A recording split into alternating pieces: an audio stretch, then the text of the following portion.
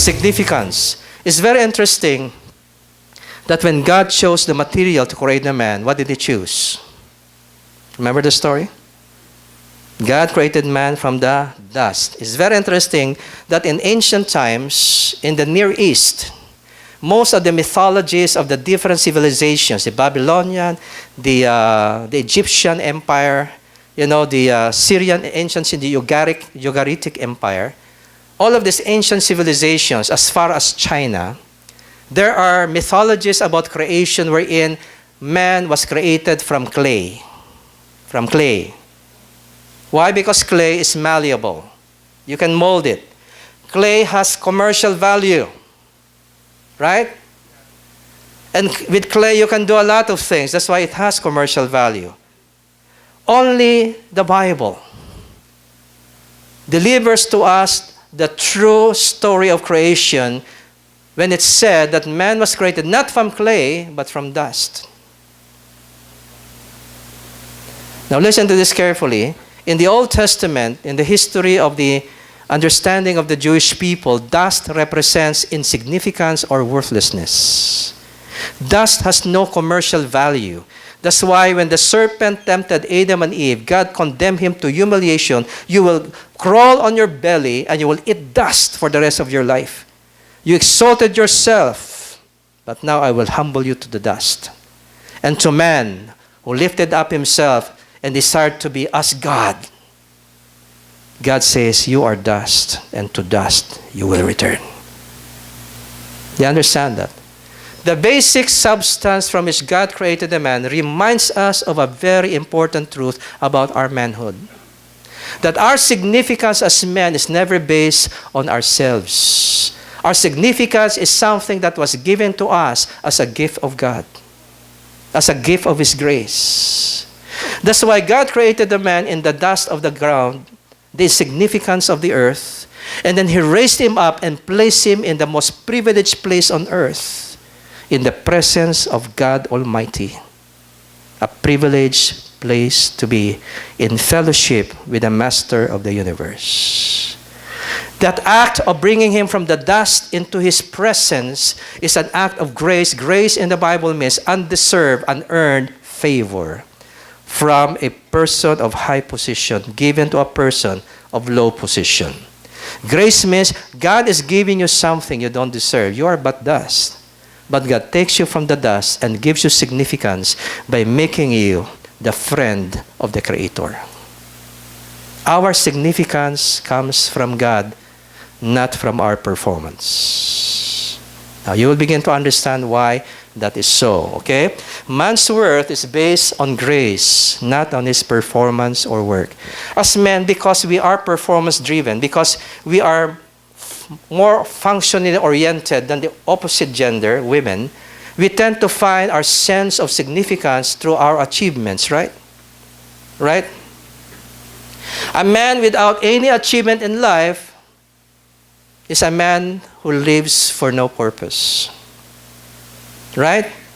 That's why if your wife constantly criticizes you over and over again and making you feel like a failure, what do you feel? You feel useless. You feel less than a man. That's why I also speak to the wives. Be careful how you speak to your husband. You were designed by God to provide support, not to put him down by making him feel that he is such a failure. Because men are more sensitive to failure than to any experience in life.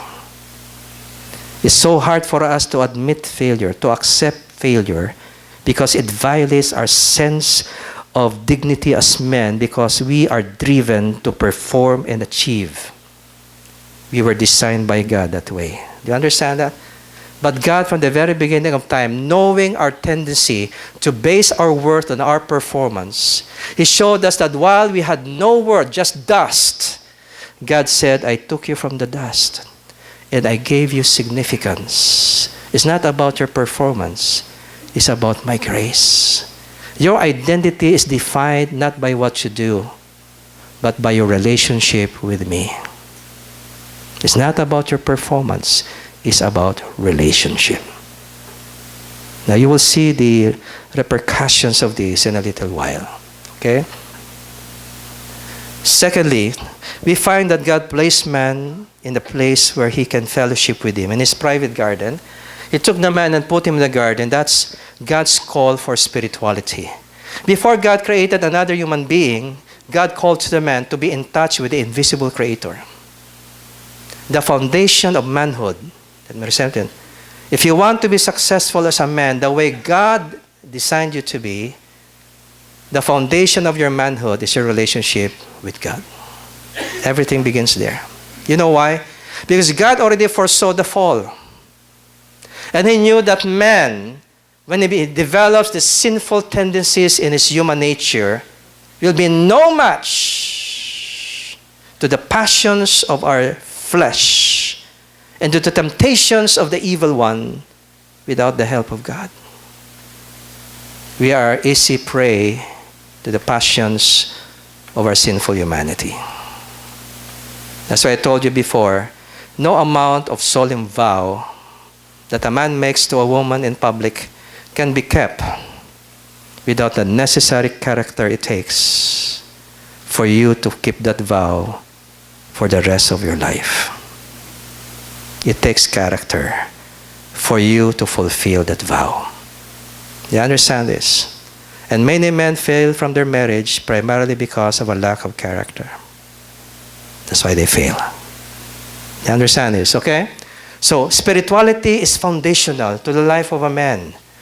God affirms a man's worth by His grace. That's why God first showed, He affirmed man first by taking from the dust and putting him in His presence. God now is affirming man's worth so that man now can affirm God's worth through worship. It's an exchange. Say, man, you are just dust, but I affirm you. I gave you an identity that surpasses even my angels. You are to live in fellowship with me, the Creator. And now I call you to affirm my worth through worship. Now, why is worship so important? Why is worship so important? You see, no man can be greater than his walk with God. As I told you, it's very difficult to make the choice to develop the qualities necessary to make you a real man without the grace of God. Very difficult. It's very difficult to maintain integrity. This is the foundation of trust in all relationships, even in business, even in your profession. The most important element for success is the trust of people. And I always speak to people who are poor. And I said, you may have no education. You may have not enough intelligence or knowledge. But if you can build the quality of being trustworthy, you will go many places. Do you agree? People who have the money and the power are looking for people who can be trusted with their wealth. And if you're a man, you may be highly educated. You may be intelligent but not wise. You may be a man of great ability, but if you don't have integrity, your success will not last long. It takes ability to bring you to the top, but it takes a lot of character to keep you there. Because when you're at the top, you'll be faced with so many temptations of power. And if your character is not strong enough, you will succumb to the seductions of power, and then you will be corrupted by power. That's why Lord Acton said, power corrupts, and absolute power corrupts absolutely. Why? Because of the sinfulness and fallenness of our human nature. Until we admit we are fallen, we will always be deceived into believing that we can be everything we want to be without the help of God.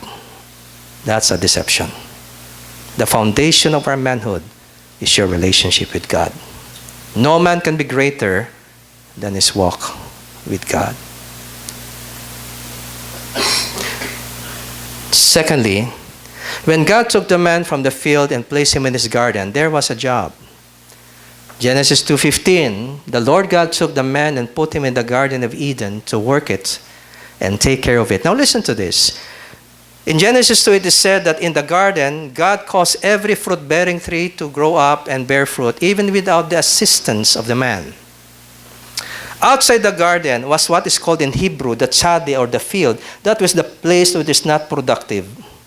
That's why it was said there was no man who to work the ground. That's why there were no plants yet. God created man in the field in order to nurture the ground so that it will be productive. But God first took him in the garden, which is very productive soil. And before man came there, that garden was lush with all kinds of fruit-bearing trees. And God put in the garden to work it. Now, why do you have to work when everything's growing by its own? You understand that? Why does he have to work and guard the garden when everything is growing without any help? Very productive in the garden, right? Because God is teaching the man an important principle of manhood. What is that principle? Okay. Our work is not a substitute for worship, but the outflow and expression of our worship. I want you to understand this very carefully. Many times we see our work as more important than our fellowship with God, right? Because as men, we are so performance-oriented, unlike women, who by God's design are more relationally oriented. That's why it's easier for women to have a relationship with God than for men to do the same. That's why when you go to the churches, notice the bigger population, male or female? Females, right? That's why many males are not comfortable in churches because it looks so feminine. Especially if you are in a church where all the leaders are women, men tend to feel insecure. Where's our place here? Right? Because the men are not rising up. Unless the women are not allowing them to rise up. Okay? But listen to this. Our work was given by God in the Garden of Eden to be the expression and outflow of our fellowship with God, not its substitute. When man worked the garden, it was in partnership with God who was causing the ground to be productive. Man works with God. You understand that? And work is an expression of worship. The problem with our world today, the distinction set between the so-called sacred and secular is a false dichotomy. The sacred and the secular should never mix. Your work is secular. Religion is sacred. The two should never meet. Do you agree with that? The problem with that dichotomy is that that is not the understanding before the Reformation and before the Renaissance. In the 15th century, in the revival of the studies of the Latin and Greek literature, men began to understand that man has been, the pinnacle of achievement and power. And during the Middle Ages, the church dominated all the sciences. The church was the sponsor of all the sciences. That's why the church controlled all the sciences. You understand that? And that the sciences must submit to the dogma of the church. At that time, the church was influenced by a false belief that the earth was the center of the solar system. But later on, Galileo's discoveries with his telescope began to convince him that it is not so, that rather it is the sun that is the center of the solar system. Because at that time, his findings did not agree with the belief of the church, he was called to a diet and was commanded to recant his views or be excommunicated as a heretic. And because Galileo was such a devout follower of the church, he recanted his beliefs. But his students who studied his findings continued on his research, and they came to a point that they discovered that Galileo was absolutely right. We have enough evidence to prove that the sun, not the earth, is the center of the solar system, and that started what is called the scientific revolution. Gradually, science and faith began to divorce from one another. Before it was the church above reason, the church about science. Later on, science started to divorce itself from the church and establish its new authority no longer as dogma, but as reason, becomes the final authority. That is the time when the dichotomy developed between the sacred and the so-called secular. Do you understand that? The problem with the dichotomy is that that is not true. Because everything is owned by God, everything is sacred.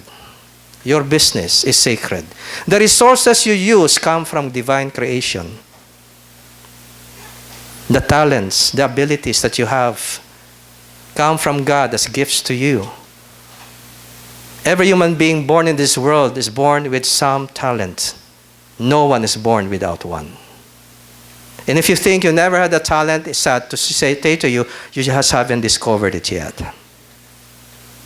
How many of you have defined their talents already? Come on, raise your hand. You might be business, sales, Everybody, okay? Now, do you think that's just random chance? Do you think that's just, circumstantial that I have this talent? Why that this person is so good in math and I'm so poor in it? While we struggle with numbers, they play with numbers. I write songs. I can sing them because I don't have a beautiful, solid voice. I've got a broken voice. And so I just write the songs that others sing. And like Barry Manilow, he sings his own songs. I wish I was a Barry Manilow. Most of my compositions sound like Barry Manilow. Right? But listen to this. I envy people during that time who are very beautiful, golden voices. And I said, God, why did you not give me also the gift of singing so I can sing my own songs? And the Lord later on spoke to me and said, because I don't want you to be proud. I know you. Okay? But why do you have that talent and you don't have that other talent? Do you think this is random chance? Why is it it's the Wright brothers who discovered, the science of aeronautics and be able to build a ship that can fly through the air? Why not you? Or why not another person? Why them? Why Albert Einstein? Why not another guy? You understand what I'm saying? Every man has a purpose. And with that purpose comes potentials and gifts that God has given you. And your job is to discover these gifts and let it define your destiny. Have you discovered that yet? That's the biggest questions of life. You see, that gift is given to you by God to be used for good. Not just for yourself, but to benefit mankind. Whatever God has given you, He's given that to you, not for your own benefit alone, but for the benefit of others. And sometimes when I speak before students and young people in universities, I ask them, how many of you have talent? Everybody goes up. Do you know why God gave you those talents? There are only two ways that you can walk in life, the way of success or the way of failure. If you use those talents to benefit not only yourself but others, in the end you will succeed because you're fulfilling the purpose of those gifts. That if you use those talents and gifts only to benefit yourself, only your benefit, ultimately you will fail because that is not the purpose of those gifts. You understand this? Okay? So whatever God gave you that you're using in your work and your performance is divine property. Everything is sacred. Your business is using resources granted to you by God. Your worship of God must be manifest in how you conduct your business because the resources come from God. How you run your business determines how you value God in that business. Will you walk in God's ways or do it the world's way? That remains your choice. But to each choice, there will always be consequences. You understand this? Okay? Are you still with me? Okay. When work replaces worship, that's the problem. And it's happening most of the time because of our longing for our sense of fulfillment, our ego as men, seeking significance in our performance, right? When our work replaces the worship of God, listen to this very carefully. I want you to understand this because it's going to change your orientation about work and life. When work replaces the worship of God, it opens the door for us to worship something else apart from God. Whether it will be self, power, wealth, or the pleasures of the flesh. When you don't see your work as an expression of your worship of God, that work, that business must be conducted in a way that will honor God and therefore benefit many people. If you don't do your work out of your relationship and loyalty to God, and you pursue your work only for your personal benefit, based on your own chosen methods, and some of this may be immoral or illegal. Listen to this.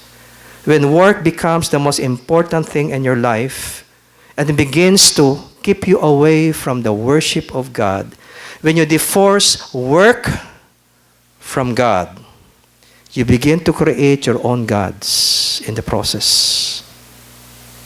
And that work becomes a means of serving the new gods that we worship. Work becomes a means to provide me great significance. I become my own God. I become the most important one. Everything happens for me, for my glory, for my fame, so that I will have more power. Or work becomes a means for you to possess more power. And power becomes your new God because you have replaced it with the true God. You have divorced work from the very one who gave you that privilege to work. You understand that? And that's when men began to pursue power at the expense of people, pursue power at the expense of vital relationships in life. They begin to pursue wealth and use people as a means to an end. And they begin to focus on satisfying the pleasures of the flesh. That is what happens when you divorce work from the God who gave you that privilege. Work becomes a means of gaining power. And I tell you before, adultery, immorality is not a matter of lust primarily. Adultery and immorality is primarily a matter of power. The reason why you can exploit the weaknesses of a woman is because you feel above the woman. The woman is admiring you because you have power. The woman is attracted to you because you have some sense of power, whether it's your talent, your intelligence, your wealth, your money, your ability, anything that makes you feel power in you is attractive to women. Because women long for security. And they prefer a man who will give them more security. And if you're a man with power, whatever power of God, intelligence, ability, education, success, whatever that sense of power you have will be attracted to women. And when you see their attraction to you, you will begin to abuse that power and exploit their weaknesses. That's why I told you adultery and morality is not just a matter of lust. It's primarily a matter of the abuse of power. Are you thinking deep today? It's about power. That is why when men begin to possess power, they become very dangerous. Because power will corrupt. Because we have a sinful human nature.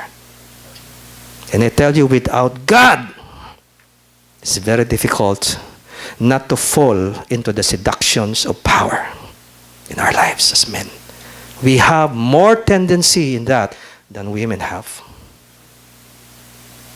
Because we always tend to find something to worship. And if it's not God, it will be something else that will corrupt your life. That is, God is against all forms of idolatry. Because if you're not worshiping the true God, whatever other God you worship will corrupt you. Because the gods of the nations that God forbids his people to worship are gods of indulgence. Those false gods were gods, you just give an offering, he blesses you with big harvest. No need for character change. No need for moral change. Just give them a bribe and they're going to bless you. They don't care about your character. Those are the false gods. Those are not the true gods. These are gods of indulgence. And God said, you shall have no other gods before me for your own protection. If you don't worship me, the one true God who demands character, morality, and when you live with morality, you will save yourselves from your own potential for corruption. That's why you need me. Without me, you have no match to the corrupting influence of human power. You understand this?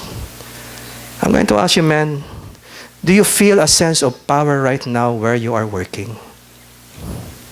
Do you feel a sense of power as a pastor of the church because you have a big congregation? You have great ministries and people look up to you.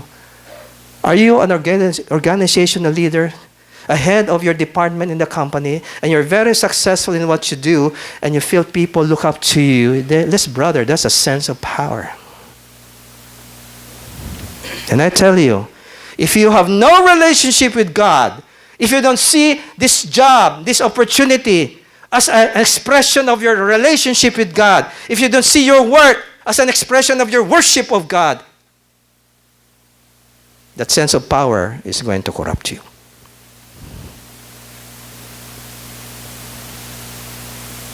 That is why God oftentimes will send you a misfortune. There will be times when God will send you a tragedy in your life. There will be times when God will begin to take away those things upon which you build your security, your false securities. God begins to strip you piece by piece. And when God does that, He's not trying to destroy you. He's trying to save you. Because He is humbling you. He is reminding you, why do you exalt yourself, O man, when you are but dust? Your significance is not to be drawn in your performance and achievements. Because without me, drawing your significance from your achievements will make you arrogant. And you will be corrupted by power if you do not worship me. Worshipping me protects you. Because it keeps you in your proper place, mindful that you are not God. And you cannot just do anything you want. Because that sense of power will destroy you. You understand this? That's why I tell you, brothers, whenever you feel any sense of power over people, you are on dangerous ground. And you better go back to worshiping God before power begins to corrupt your fallen humanity. So many men have fallen again and again because they do not worship God in purity and humility of heart. Are we still here? You're beginning to see what's going on in your life. You begin to understand this. Amen?